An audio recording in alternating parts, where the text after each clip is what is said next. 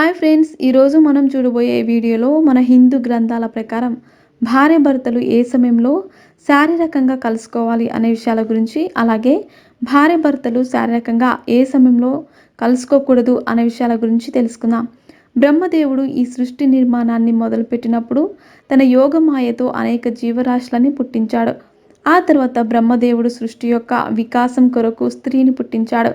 ఆమె ద్వారా ఈ సృష్టి యొక్క ఆగమనాన్ని నిర్ధారించాడు. హిందూ పురాణాల ప్రకారం స్త్రీ పురుషులు కేవలం సంతానాన్ని పొందడం కోసమే రతి క్రీడలో పాల్గొనాలి. అలాగే పూర్వకాలంలో స్త్రీ పురుషులు కేవలం సంతానాన్ని కనడం కోసమే శృంగారం చేసేవారని మన శాస్త్రాల్లో చెప్పబడింది. మన హిందూ ధర్మ శాస్త్రాల ప్రకారం ఎప్పుడు పడితే అప్పుడు శృంగారంలో పాల్గొనకూడదు. బ్రహ్మ వైపరీత పురాణంలో స్త్రీ పురుషులు సూర్యోదయం సమయంలో అలాగే సూర్యాస్త సమయంలో శృంగారంలో పాల్గొనకూడదని రాయబడింది. అలా ఎవరైతే ఈ సమయంలో ఇలా చేస్తే వారు తప్పకుండా అనారోగ్యంతో బాధపడతారని చెప్పబడింది. అలాగే వీరికి జన్మించే పిల్లలు కూడా అనారోగ్య సమస్యలతో బాధపడతారని ఈ పురాణంలో చెప్పబడింది. అలాగే మహాభారత పురాణం ప్రకారం అమావాస్య రోజున శృంగారంలో పాల్గొనేవారు వారి తర్వాతి జన్మలో పశువులుగా కీటకాలుగా జన్మిస్తారని రాయబడింది. అలాగే పౌర్ణమి, అష్టమి, చతుర్దశి మరియు గ్రహణం లాంటి రోజులలో స్త్రీ పురుషుల మధ్య ఎటువంటి శారీరక సంబంధం ఉండకూడదు.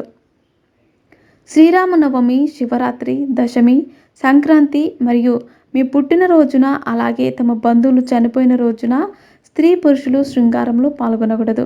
ఎవరైతే ఈ నియమాలను పాటిస్తారో వారి ఇంట్లో ధనలాభం అలాగే సుఖ సంతోషాలు అలాగే మనశ్శాంతి మరియు ఒకరిపై ఒకరికి ప్రేమ అనురాగాలు ఉంటాయి. అలాగే ఎవరైతే ఈ నియమాలను పాటించరో వారి ఇంట్లో ధన నష్టం జరుగుతుంది. అలాగే వారి ఇంట్లో సుఖ సంతోషాలు ఉండవు. ఎప్పుడు భార్యాభర్తల మధ్య గొడవలు వస్తూ ఉంటాయి.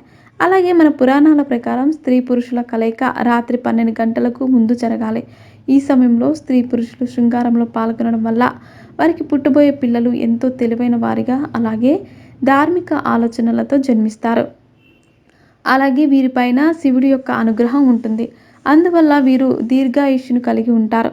అలాగే రాత్రి 12 గంటల తర్వాత రాక్షస గణాలు భూమిపై తిరుగుతూ ఉంటాయి. అందువల్ల ఈ సమయంలో శృంగారంలో పాల్గొనకూడదు.